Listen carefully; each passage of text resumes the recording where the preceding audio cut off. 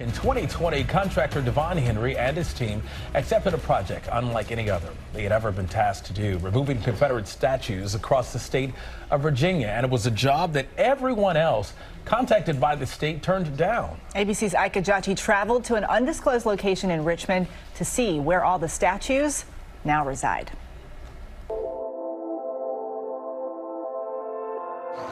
Where are we right now? Where all of the stone and statues are residing. Welcome to the Boneyard. It's what Devon Henry calls the resting place for dozens of pieces of old Confederate monuments. What you're looking at is probably over 1,500 pieces of granite stone from the pedestals. Henry, who was the contractor behind the removal of these Confederate statues, says it was one of the hardest tasks he's ever been responsible for.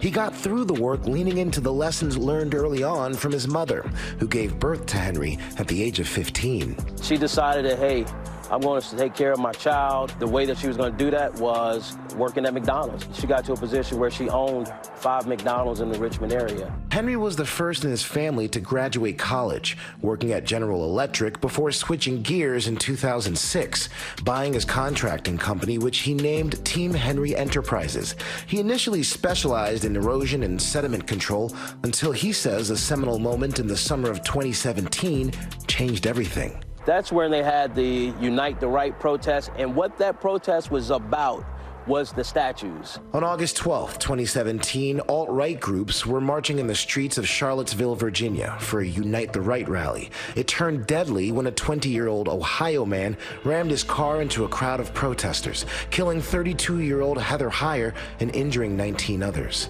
According to the Center for Strategic and International Studies, there were 405 domestic terror attacks or plots in the U.S. from 2015 through 2020. That's more than double the total number in the previous decade. The folks in the community, they want to be heard. And what they were saying was, hey, we want these statues down. On June 3rd, 2020, Devon received a call like no other from Clark Mercer, the former chief of staff to Governor Ralph Northam, to take on the ultimate job, forever changing his life. He said, we want to take down the Robert E. Lee statue.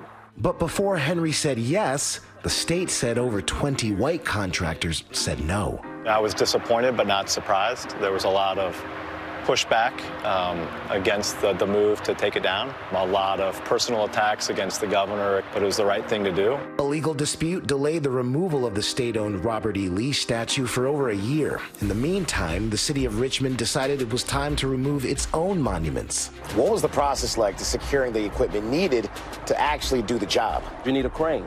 And not just the baby crane. We called everybody in Virginia, North Carolina, Maryland, Pennsylvania. The folks that eventually told us yes were out of Connecticut. The Stonewall Jackson was the first one. So it literally took us about 4.5, 5 hours to get that thing off the pedestal. And when we did, it was an amazing moment. Once that happened, it was a free fall of death threats. I hope you're proud of yourself. You know, I don't know what you're trying to do. And why'd you keep going? Because it had to be done. After over a year of legal battles, the decision was made. It was time for the 21-foot-tall Lee to come down. And there's a scene in that moment where your mother and you embrace.